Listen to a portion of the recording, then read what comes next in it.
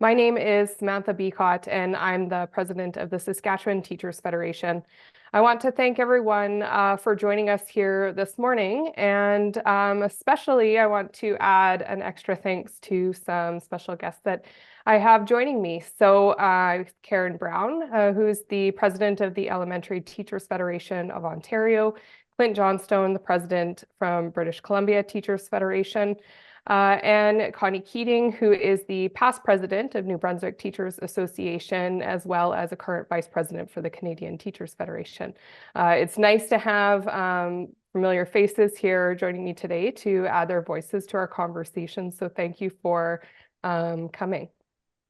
Like I just said, I'm happy to have these three leaders here to talk about their experiences in their provincial organizations around class size and complexity and how they've successfully negotiated these articles into their provincial agreement, as well as the positive impacts that the articles have had on the experiences of students and teachers in their respective provinces. Before we get to the other provinces, though, I just want to remind people of where we are within Saskatchewan education, how we got to this point. So in 2013, Saskatchewan was first in the country for per student funding. But over the past 10 years, the Saskatchewan Party government has made deliberate decisions to underfund education. Along with the $54 million that they cut from the education budget in 2017, this government has kept budget increases below enrollment growth and inflation rate increases. This has moved Saskatchewan from first in the country to eighth in the country for per student funding, with over $400 million needed to restore schools to the level of supports that they had a decade ago. The impacts of underfunding, along with record enrollment growth in our schools, has resulted in over 15,000 more students enrolled since 2015, and yet over the same period of time, we have only 10 additional teachers. Not only is enrollment increasing at record rates, we also have more students who require additional supports and more students with English as an additional language in our schools. And yet the number of professional supports in schools continues to decline. The STF has brought class size and classroom complexity forward through the last two rounds of negotiations. And in both rounds, our government has pushed the issues aside to a committee. Following advocacy from the Teachers Federation and also Saskatchewan School Boards Association for predictable and sustainable funding, we heard promises for renewed investment that never came. After our massive rally in April, Premier Scott Moe said, "You have been heard." And yet their actions tell a different story. And at the beginning of the school year, I was very hopeful that a new education minister would bring a much-needed reset to the strained relationship between teachers and government and bring a renewed commitment to improving our struggling education system. Even last week, teachers returned to the negotiations table, and we returned in good faith with the hope that an agreement could be reached. Unfortunately, we continue to get more of the same from this government. More misinformation aimed at misleading the public, more empty promises, more bad faith negotiations, and more attempts to undermine the bargaining process.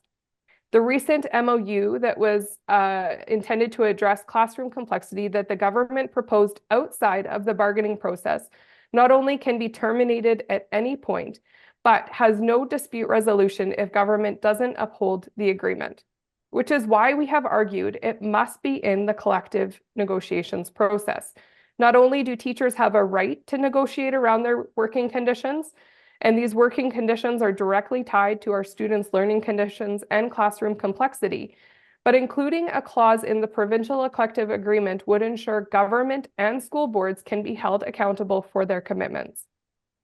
If the Minister of Education and the Saskatchewan School Boards Association are willing to make agreements in an MOU around classroom complexity, there is absolutely no reason that I can see that it can't be part of a bargaining process, unless this government just has no intentions of upholding the agreements that they're making with teachers. Even the Saskatchewan School Boards Association has advocated for this, for predictable and sustainable funding for education. An article in the provincial collective agreement would be a positive step forward to providing predictability for school boards and improving students' and teachers' learning conditions. The challenges that we're experiencing have been created over a decade, and it's unlikely to expect that they'll be solved within 1 year, let alone a 4-year agreement. but government cannot continue to ignore these issues, and they must start making meaningful long-term commitments where they, along with school boards, can be held accountable. So I'm going to now pass it over to ETFO President Karen Brown to share about what items have been negotiated in their collective agreement. Thank you, Samantha. Good morning. I'm Karen Brown, and I'm President of the Elementary Teachers Federation of Ontario, a union that represents 83,000 teachers and education workers in Ontario. Like the Saskatchewan Teachers Federation, ETFO sees bargaining as an opportunity to address important issues in education that affect teachers' working conditions and students' learning conditions. ETFO's most recent round of provincial bargaining ended in December. There was a lot of foot dragging and reluctance from the provincial government, but with the pressure of a strong strike mandate from our members and then taking the steps to file for conciliation, we were able to address many of our key bargaining priorities. These priorities included increasing special education supports, recognizing the complex needs of students in our classrooms, and dealing with violence, the issue of violence in our schools. We know that students come to school with many different needs. In order to provide them with the best education possible, the government must step up to adequately fund and support schools and educators that make public education work. In our most recent round of provincial bargaining, ETFO was able to negotiate funding to create over 830 additional permanent specialist teaching positions to directly support kindergarten to grade 8 students. This includes providing intensive support in the areas of special education, student behavior, self-regulation, social emotional needs, and early literacy. We also have an agreement to work with the government and school boards to identify best practices in the areas of decision-making, communication, and supports for the integration of students with complex needs into classrooms. Classroom complexity is a new reality for all teachers, regardless of province. When educators are required to support so many complex needs in the classroom that they become stretched beyond capacity, every student's learning experience is impacted, regardless of these needs. ETFO has started to address the workload created by complex needs in the classroom by negotiating language that requires school boards to consider the workload to individual education plans when establishing class lists in the public elementary schools. The IEP revision process that falls onto the shoulders of teachers has also been streamlined. With respect to violence in schools, a survey of ETFO members conducted in May 2023 showed that violence in schools is pervasive. 42% of respondents reported having been injured as a result of violence in the last year.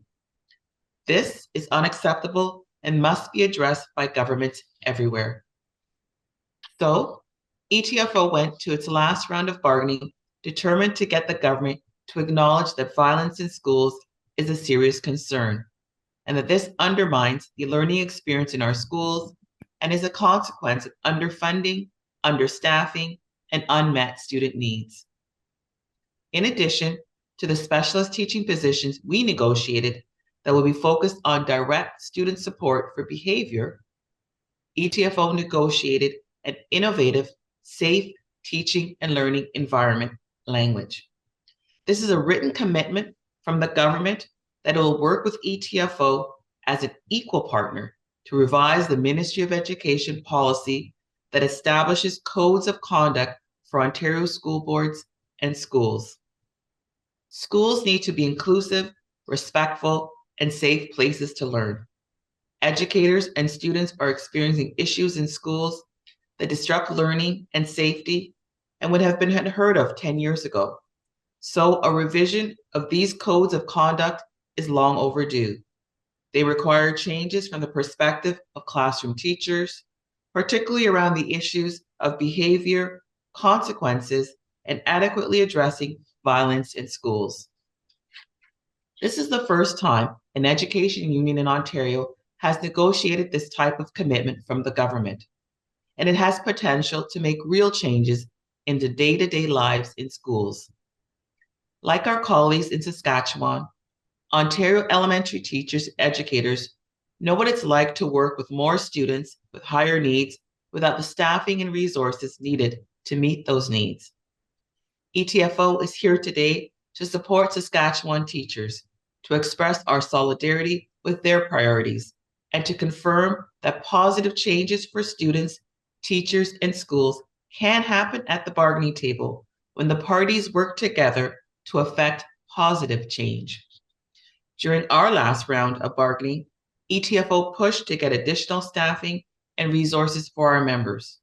And we pushed further to ensure the policies designed to make schools safe places to teach and learn actually do what they're supposed to do. If this can happen in Ontario, then it can certainly happen in Saskatchewan. Solidarity.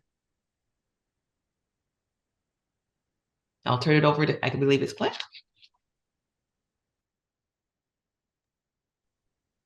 Thanks, Karen. Hi, my name is Clint Johnson. As you've already been told, I'm the president of the BC Teachers Federation. Before I begin, I'd also like to acknowledge where I am, which is on the traditional territory of the Musqueam, the Squamish, and the Tsleil-Waututh. These three nations have stewarded these stolen lands from time immemorial. I get reminded of that every time I look out my office window, see the land and the water and the urban environment we've created around it. And reminded of our obligations to continue to work with those groups towards reconciliation. So now I'd like to speak directly in support of our colleagues, the Saskatchewan Teachers Federation, and share some of our experiences from British Columbia. We know in British Columbia that our educators' working conditions are our students' learning conditions. That makes bargaining for public education a bit unique. There aren't many professions where the labor force is advocating for both the workers and for children. And it may seem complicated to negotiate language for things like class complexity, but that's exactly what we do because it's important. When we aren't able to negotiate class size limits, like we have in places in BC, and caseload ratios for specialist teachers like school counselors, or guaranteed support levels for children with diagnosed learning challenges, we are better able to do our jobs. Teachers care greatly about our students, and we want nothing more than to provide the support and encouragement they need to thrive and grow. There's nothing better than watching a student you've worked with overcome a challenge after they've struggled, or to discover joy in a new subject, or find their footing in an area that they didn't think they could succeed in. We have seen how good workload language that provides supports for teachers and students can improve success for students while helping to create working conditions that retain the workforce. But it's just not possible to connect with each student in that way when teachers are not adequately supported themselves. It's simple. When classes are too big or there aren't enough staff to help students with diverse needs, our most vulnerable students are often the first to lose the programs and services they depend on. But when teachers have manageable workloads, our students benefit. It means we have time to connect with each student, meet them at their level, and ensure they get the education we all want for them. Simply put, workload language like class size, composition, and specialist service ratios drive resources and supports into the system when it is properly implemented and supported. Putting workload language into a collective agreement also protects teachers and students from poorly thought out government policy changes and damaging cuts. We learned that lesson in BC when the government unconstitutionally stripped BC's collective agreement of class size and composition language. Classes got bigger, teachers were laid off, and students paid the price. Thankfully, we won that language back in the Supreme Court of Canada. It was a long road to get there, but the decision was swift and decisive. It was easy for Canada's top court to recognize the authority of collective agreements. Had we not had that language in the collective agreements, we would not have had that success.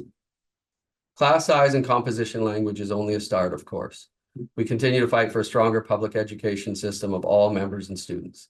Bargaining's on the horizon for us too, and we'll be fighting for better working conditions at the table, including prep time so teachers can plan their lessons and more support for students with complex needs, including language like our colleagues in Saskatchewan are pursuing about class sizes and class complexities. and the ongoing teacher shortage, which I know is felt across Canada, is wearing all school staff thin and may make some language appear like it's not working.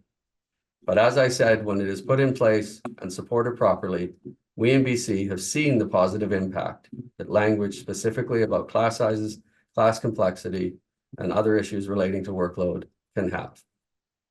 I want to thank Samantha Beacott and the Saskatchewan Teachers Federation for inviting me to speak with you today. With that, I'll pass it to Connie Keating of the New Brunswick Teachers Federation. Solidarity. Good morning, everyone.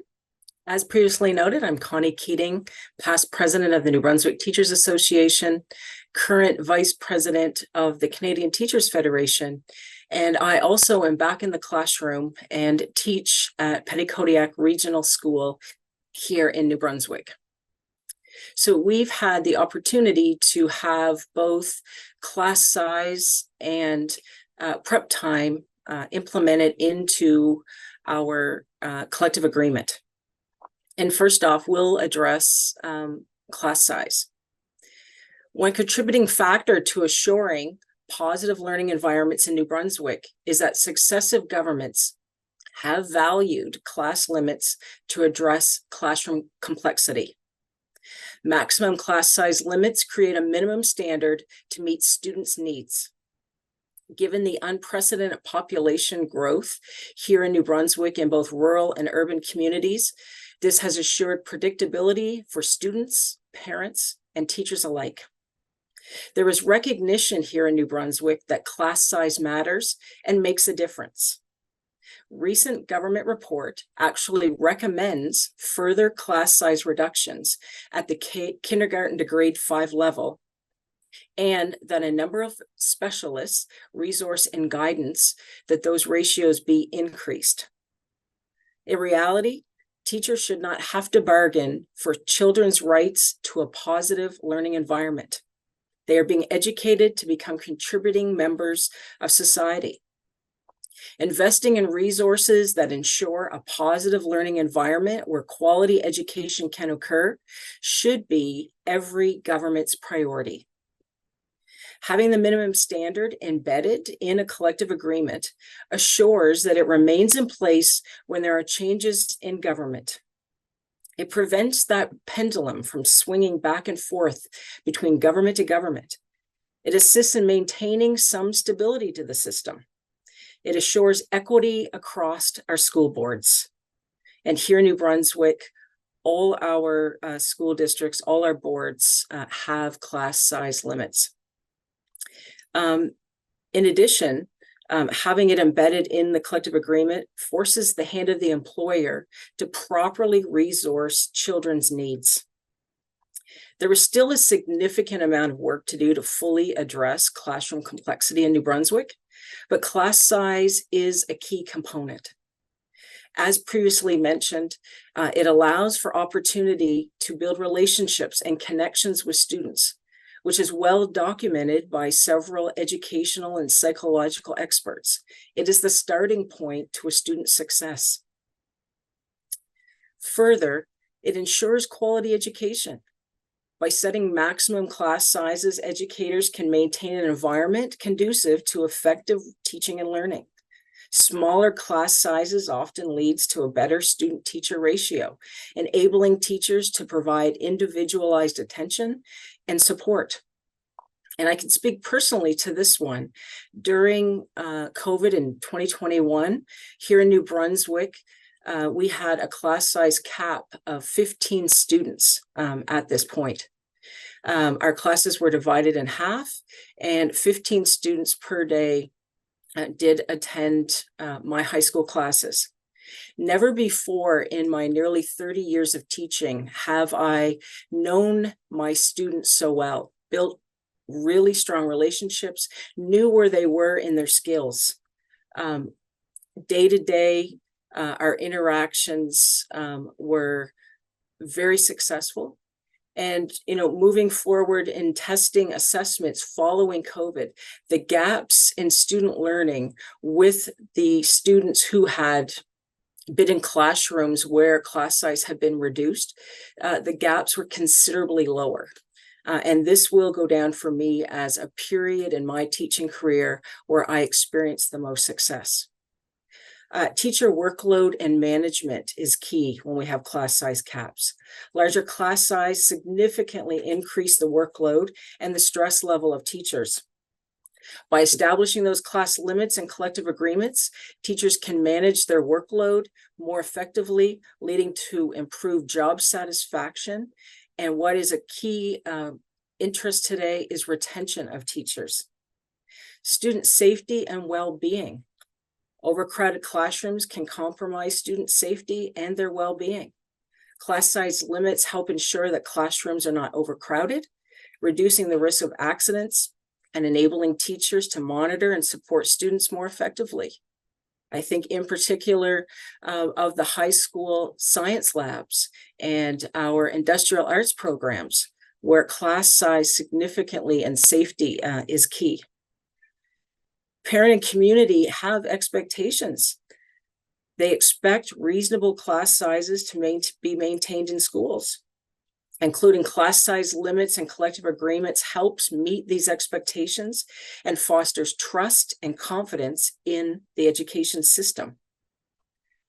Legal protection is key, where collective agreements provide legal protection for both teachers and students. By stipulating class size limits in these agreements, educators have a mechanism to address violations and ensure that adequate resources are allocated to maintain appropriate class size. Overall, including class size limits and collective agreements helps promote the quality, the safety, and effectiveness of education by providing clear guidelines and protections for teachers and students alike. I will also take a moment to just address preparation time being embedded within our collective agreement. It is key for many of the same reasons that I've noted about why class size matters, but having prep time embedded in collective agreement assures that teachers have time daily to create lesson plans that meet the ever increasing and complex needs of their students. This is the time when teachers ensure that assessments are done, that parents are contacted, that they have the opportunity to collaborate with their colleagues, all for the end goal of ensuring quality education. And so for all of these reasons, although I've noted things are not perfect here in New Brunswick, however, having prep time and class size limits embedded within our collective agreement certainly addresses a lot of classroom complexity.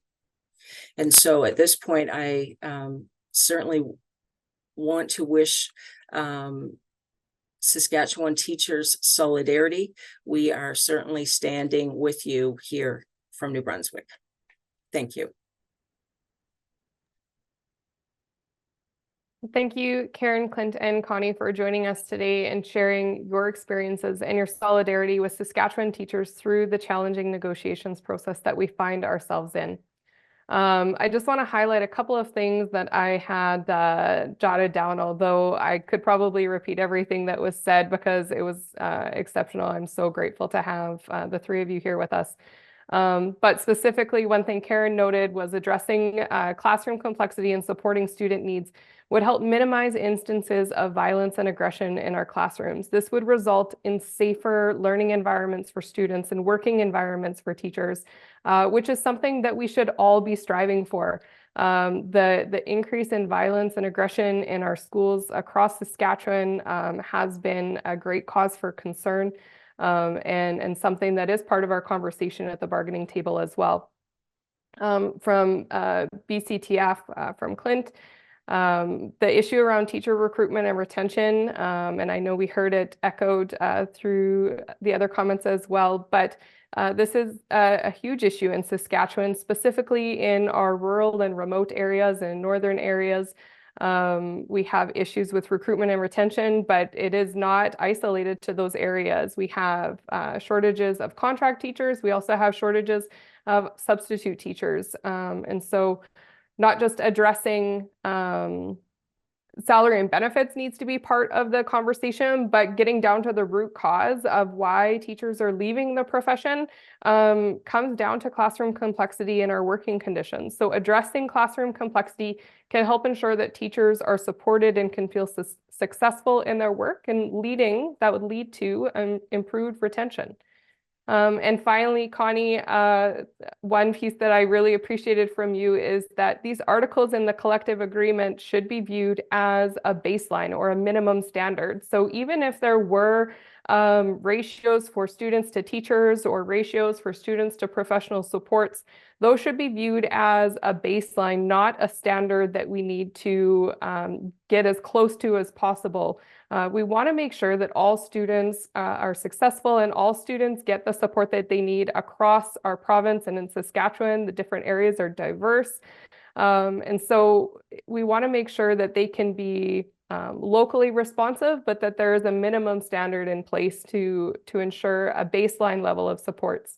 So again, we have so much in common across all of the provinces, and I'm hopeful that by continuing to work together, we can ensure that students in all areas of the country have access to high quality public education. And appreciate you joining us here today and shining a light on the fact that items on classroom complexity can be included in a provincially negotiated agreement. This isn't revolutionary. We are not reinventing the wheel here with the proposals that we brought forward for our negotiations process. Other provinces have negotiated items. And as it was noted as well, they are not perfect solutions, but they're a step forward to improvements that benefit students and teachers in schools across their respective provinces. The collective agreement is the best place for these commitments to be made to ensure that government and school boards are held to account. All students have needs. This isn't just about specific students who require additional support. Every child has a right to a high quality education.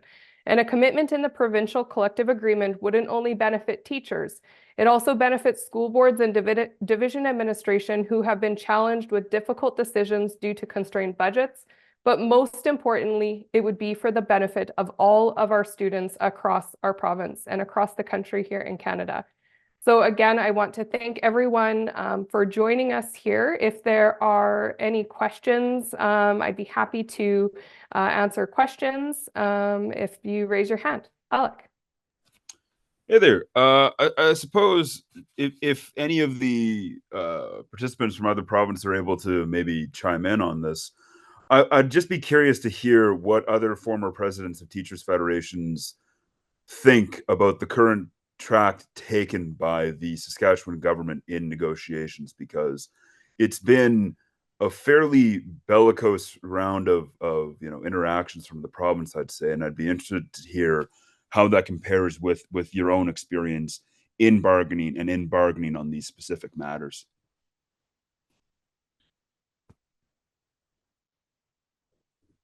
I'm not sure who wants to go first, so I'm just going to say, Karen, if you're game. I think Clint had his hand up first. I'll let Clint go first and I'll jump in after. Go ahead, Clint. Aren't we a bunch of teachers? Thank you, Karen. Yeah, thanks. That's a really good question. So the best I understand it, we've of course been following the situation in Saskatchewan and know the broad strokes of it. I think my takeaway is something we've experienced here with some previous governments in our bargaining rounds, which is the real kind of cognitive dissonance, the oddity of hearing a government talk about its commitment to children and students and education while also taking such an aggressive position and such kind of unprecedented moves. Like statements like "we cannot bargain something" in the public is very detrimental to any kind of bargaining process. I don't think there's any president here or any president who served in any teacher union who thinks that negotiations are easy. Particularly when they're difficult, complex subjects, and they require a significant amount of funding.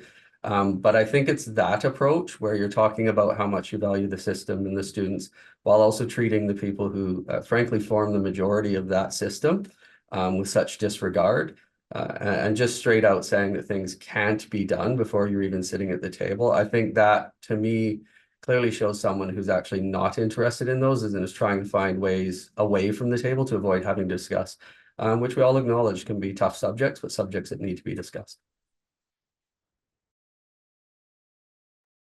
And just adding to that, from my experience in Ontario, when a government is reluctant to bargain issues that impact students, and when we were talking about the welfare of students, we see that the community begins to rally. The parents begin to listen a little carefully to the situation, and they sort of say, well, what's wrong with investing in the system? What's wrong with smaller class sizes? My child, my grandchild, my nephew, my niece, someone I know, their children are going to benefit if I don't have children within the system.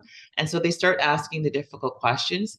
And what we see is that a lot of support does end up with our members, and there becomes a lot of pressure where the government has to reevaluate their political will. They do have the funding, they have the ability to do it, and now it's about a political will, and are they committed to the system? And from our experience, these, as Samantha mentioned, these issues are able to be bargained. It comes down to, do they really have a commitment in strengthening public education? And that's where the bottom line is. The things that they're asking are only going to strengthen public education, and for those who are trying to deliver it, it's a win-win for everyone. So they need to really refocus and get back to the table. And it took us a long time, but they eventually did, and we were able to come to a place where this contract is good for our members, and it's good for students, and it's good for families. I'll jump in. Basically, both my colleagues have, said for the most part exactly what we would have to say here from New Brunswick. I will point out negotiation. We've just come through a round of negotiations, and they're difficult. And oftentimes, government says, certainly as has been noted, that they value education, they value, the next generation, yet we get to the table and they're not necessarily showing that in our discussions. I will also note that we've actually in New Brunswick never been successful at the bargaining table in establishing class size limits. Those limits have come outside of bargaining. We have a clause in our collective agreement that notes that when announcements are made about things such as class size, that they immediately become embedded in the collective agreement. So a number of years ago, a former premier, having heard a lot of concern from both teachers and I would say parents, school boards, etc., made an announcement to reduce class size.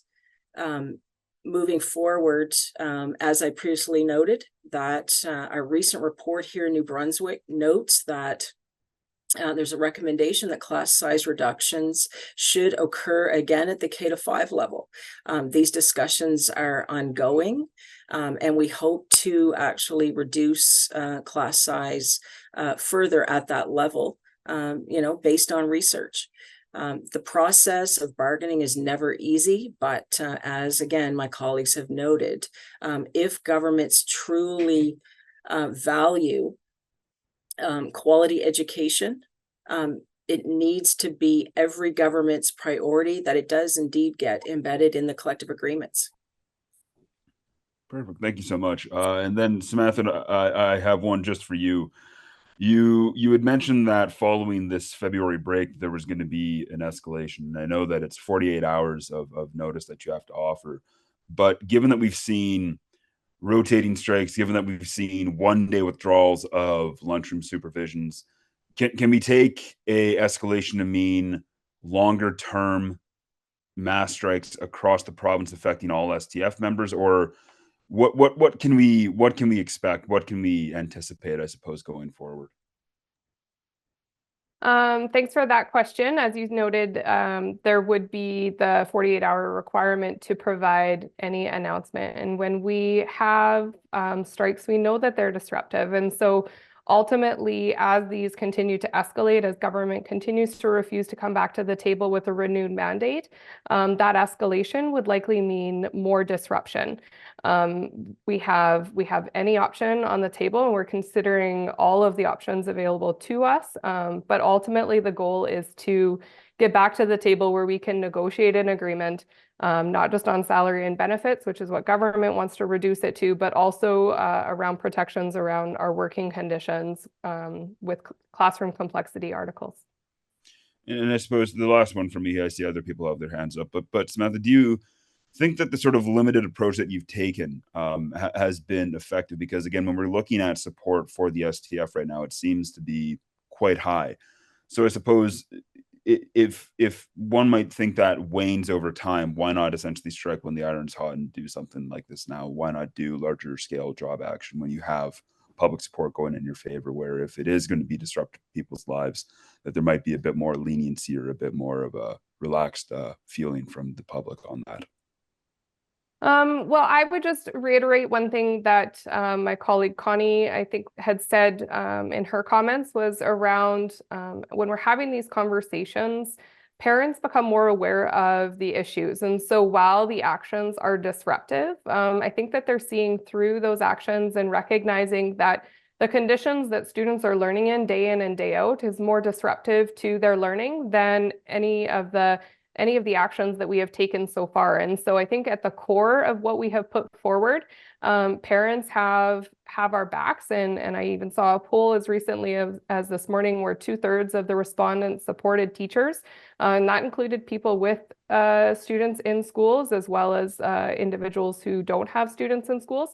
And so we'll continue to look at what public support looks like, but ultimately we are committed to ensuring that students across our province have the supports that they need so that they can be successful in their K-12 education here in Saskatchewan. Yeah, I think that's all for me. Thanks. Thanks, Alec. Keenan? Hi, Samantha. I'm just wondering, with having your colleagues here joining us from across the country, in your conversations with them, what has been maybe one or two of your biggest sort of takeaways that you've learned in your conversations with them? Exactly as I have noted, is that these things can be bargained. There's ways to put agreements in or commitments into a collective agreement where government can be held accountable, and that is in the collective agreement process. And so that's one thing that I've learned, but also from the experience, maybe going back through BCTF's experience and having that enshrined in the agreement and being able to then have a dispute process if government doesn't uphold that commitment with teachers and with students. That's kind of the core of what we're looking at, is that our collective agreement can be grieved. There's a dispute process that goes along with it. And it is binding. We need to see those agreements upheld. Whereas an MOU that is outside of the bargaining process, and even it's written in the MOU that government had proposed for us recently, they can cancel it with 12 months notice. And so we need to have long-term commitments.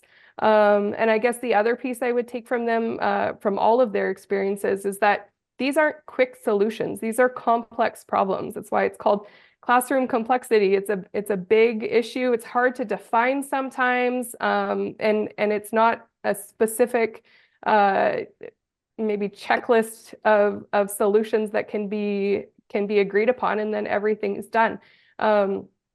Whatever is proposed in the agreement this year, or whatever comes through the agreement this year, is not going to be the end of this. This is going to be an ongoing conversation that needs to continue to happen. And again, that is why it should be in the collective agreement process, where there's a natural renewal cycle that happens. And if a different course needs to be taken, that can be negotiated in a future agreement too. Are you feeling pressure to escalate job action sooner rather than later to get some of those things in the agreement? Teachers have been ready to take action since the beginning of September, or the beginning of our expiration of the agreement. I've been hearing from teachers across the province of saying, why aren't we taking action now? They want the supports in schools for their kids now. Like I said, this government has pushed this issue off for the last 2 rounds, essentially 7 years, that we could have started seeing progress towards improved learning conditions and improved working conditions for teachers. And they're saying we can't do it anymore. And so I wouldn't say it's as much pressure. I know teachers definitely want to see improvements and they want them sooner rather than later. As a parent, I want improvements for our students and my children and all children across Saskatchewan as soon as possible. And so we're ready to get to the table. We're ready to negotiate an agreement. And from what I have heard from teachers, they're ready to do whatever that takes or whatever it takes to get there. Thank you. Thank you. Aishwarya? I guess my question's for Clint. You negotiated class complexity in BC. Has that worked out the way you wanted it to, or were there any unforeseen negative impacts for teachers? That's a great question. Thank you. And just for some context, ours was negotiated a fair while ago, most of it when they were still local. So it differs from district to district around the province. And that's interesting, both in seeing what can be successful and in seeing the different impacts it has on teachers and students.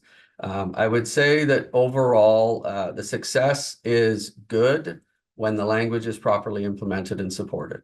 And that might sound a bit like dodging the real question, but it isn't, because like all contract language, the important part of it is you bargain it. It's complex. I mean, I think Samantha just said very well, it's called complexity for a reason. But once that language is in there, it really is about the employer's commitment to fulfilling that properly, to making sure the resources in place and the individuals that are required by that collective agreement. So if you're asking directly, we've had mixed success. We've had places where the supports are not in place, but we don't see that as any issue with language that we've negotiated. We see that as an issue with it not being implemented properly and resourced properly. Once you have language in place and it's resourced and the people are there and the resources are there, we inevitably see a better working environment for our members and a better learning environment for students. So when it's done properly, it's very successful. When it's done poorly, like many things, it's less successful. Thank you, Clint. And Samantha, do you have any thoughts on that? Is there a specific language that you're looking at, or have you explored other ways to include it locally rather than doing it at a provincial level? And actually a similar question is in the chat, so I'll address both of them at the same time in the chat. There was, what do you want to see specifically in a contract when looking at class complexity? So we have put forward a very comprehensive proposal as our opening item or discussion around classroom complexity. That included ratios for just about every professional support in schools. So ratios for classroom teachers to number of students, ratios with English as additional language supports, mental health supports, educational psychologists, EAs. So that was our opening proposal. And again, tying back to a point that Connie had made is that those should be seen as a baseline. They're not the ideal situation necessarily, but beyond those numbers, things get difficult to manage and difficult to meet the needs of individual students. So the intention of that was to set a baseline, a minimum standard that all students should be able to expect to see when they move throughout our province. As people often move in different areas of the province, they should be able to know that if they're successful in North Battleford, they can be successful in Swift Current or Kamsack, right? They should be able to travel and go to different communities and get the same level of supports, or at least that minimum level. The difficulty about having it addressed locally is that local school boards don't have the ability to raise revenue anymore. All of that comes from the provincial government. And so we need an agreement at the provincial level that ensures funding is going to be provided to local school boards. But we've also had the conversation that provides more flexibility away from those ratios, just to commit to increased funding, and then a mechanism where local school boards can make the decision in consultation with teachers to ensure that the supports are getting directed to classrooms. Thank you. Thank you. Victoria? Yeah, hi. Clint, I just want to understand, what does class complexity look like in your province? What do you have a number of students in class? Do you have a ratio of students in class? What does it look like in your province? Thank you. Well, as I said, there's a variety of languages. They're almost all based around similar concepts, though. So First off is class size. In many places around the province, we were able to bargain specific size limits on classes. And that's a really fundamental one because it maintains a number of students in front of a teacher that they are able to work with and support properly and build the relationships that are essential to learning. Alongside of that, we have in our contact often something called non-enrolling specialist ratios. And that's people like counselors, learning support teachers, other teachers who provide support often to the more vulnerable students in our system, to the students who have some special educational needs. And they're exactly what they sound like. They're ratios of how many of those, of how many students create one of those roles. And that's around the concept, obviously, of needing an adequate number of those individuals like counselors to support the student population. And then there is also in places the concept of when you have designated students with special educational needs in a classroom, it affects the size and the amount of supports that goes into that classroom. And again, that is around the fundamental idea that the teacher or teachers or support personnel who are in the classroom need a number of students in front of them that they can give the proper amount of time to ensure that the support given to each student enables them to achieve the best they can. So it's a little bit of a variety, but those are the three key concepts around it: is a class size, a ratio of support individuals in the system, and then how you provide extra supports to students who have designated needs. Thank you. Was negotiating this, was it easy with the government also, or did you have to go through what Saskatchewan is going through now? Again, most of it was bargained long before I was around doing any of this work. It was bargained locally. And that's a really fundamental part that Samantha's mentioned about the difference between a local trying to do work, a district, pardon me, trying to do work when they don't have funds. So when it was bargained, most of it was local. We have subsequently tried to bargain at the provincial table. I've already mentioned that it was taken out by a government arbitrarily. We fought to get that back, and we've had a couple of rounds where we haven't made a lot of progress, to be honest, but we haven't had the same level of attacks and the same level of avoidance and the same doublespeak, I would call it. We've had a government who sees what it is, which is complex and costly often. And so they have a different idea for solutions often. It's been very difficult, but I think all of us have acknowledged that. And there's a difference between difficult and can't be done. So I would say it was bargained long ago. We haven't had as much success provincially as we would like, but we certainly haven't encountered an environment where it's suggested that that's not possible or not a good way to support student learning. Great, thanks. Karen, you wanted to say something? I have one more question, but please go ahead. And I just wanted to add, just to reinforce the importance of it being negotiated provincially. I think it was already mentioned in regards to consistency across the province. It ties into teacher retention.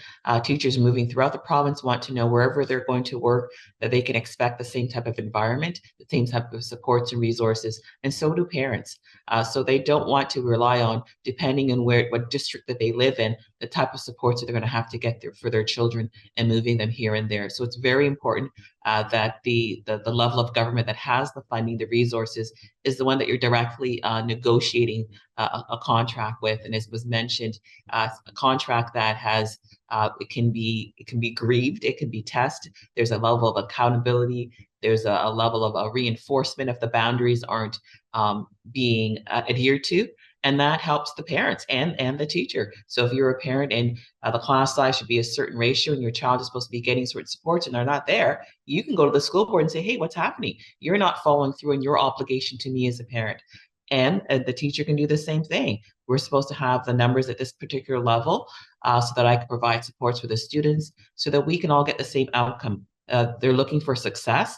This is how success is going to happen within the system. These boundaries in regards to class size complexities enables us to for that to happen. In Ontario, we have, in regards to primary class size, we do have averages, and junior class size averages are around that. So those are the things that we can work on in regards to also K-1 splits, what those splits look like, what that composition looks like, and that can be reinforced. We get the numbers certain times of the year, and we check in, and our members check in, and parents say, hey, why is this happening? So it really is very important. And once again, you've heard in regards to the resources. We have in Ontario a minimum percentage in regards to special education, number of teachers that are going to be hired to specifically address things around self-regulation, emotional needs. So if your child's within that classroom, they're supposed to be, the board's supposed to have a minimum number of teachers to meet these needs, right? Which means these students are on a trajectory for success. If their needs are not met, they become part of, a system where it's not what we're aiming for, and we don't want to deal with that. So everyone wants to see these kids successful, and we're saying these are the tools and these are the things that need to be put in place. Great. Thank you, Samantha. I have one question for you. Are we likely to see longer strikes? When I say longer, I mean maybe a number of days, or instead of the 1 hour, 2 hour breaks? Because I was out and a lot of parents weren't finding it very easy for them. Are we going to see a more effective result with a longer strike, if you understand what I mean?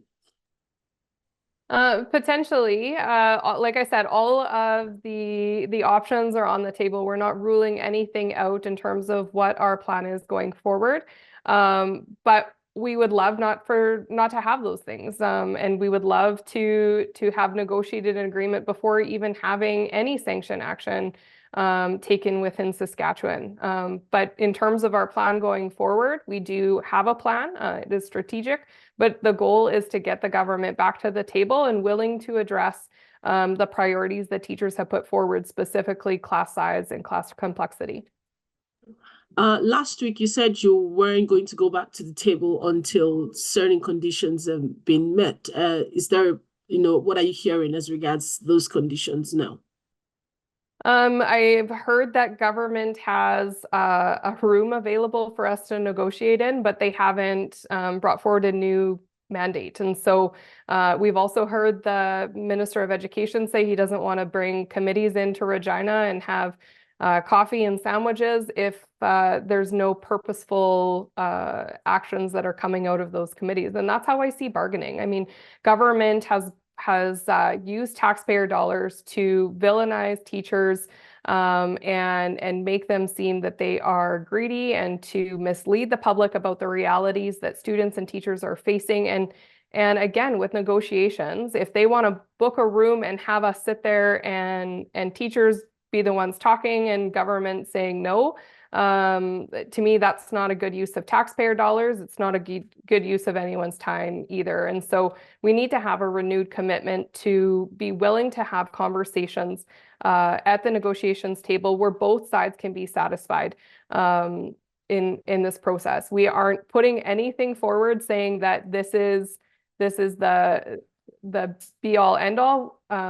But we are saying we need to have a conversation. We need to have some sort of commitment around classroom complexity. Thank you. That's it for me.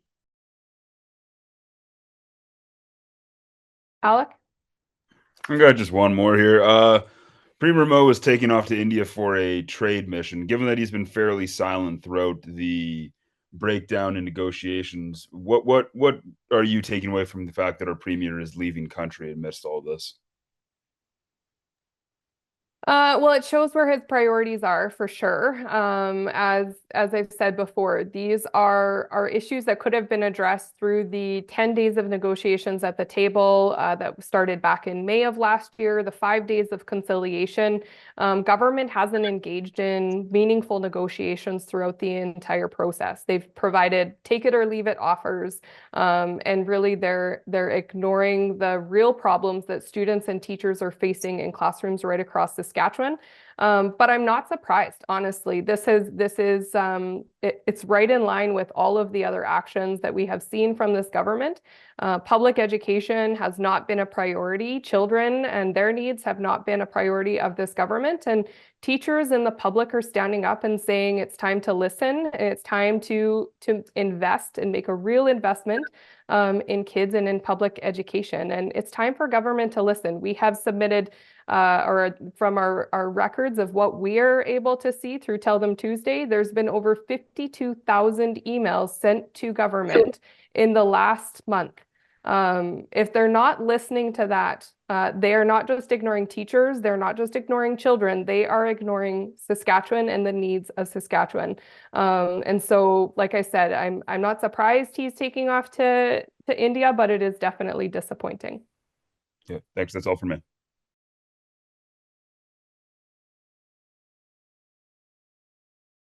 Okay, so not seeing any other hands up or any other questions in the chat. I just want to thank everyone for joining us here today, and a huge thank you to Karen, Clint, and Connie for joining us here and shedding a light on possibilities of what is possible through the negotiations round, recognizing that it's not all perfect, but recognizing that it's a step forward. And the only avenue that I see as not being ideal is ignoring this problem. And that is what our government is trying to do. And we are saying that we can't take it anymore. Teachers can no longer fill the gaps that government has created over the last decade. We need more supports, not just for teachers to be successful, but our children and our students to be successful in our classes. So thank you to everyone for coming and joining us here this morning, and I hope you have a great rest of your day.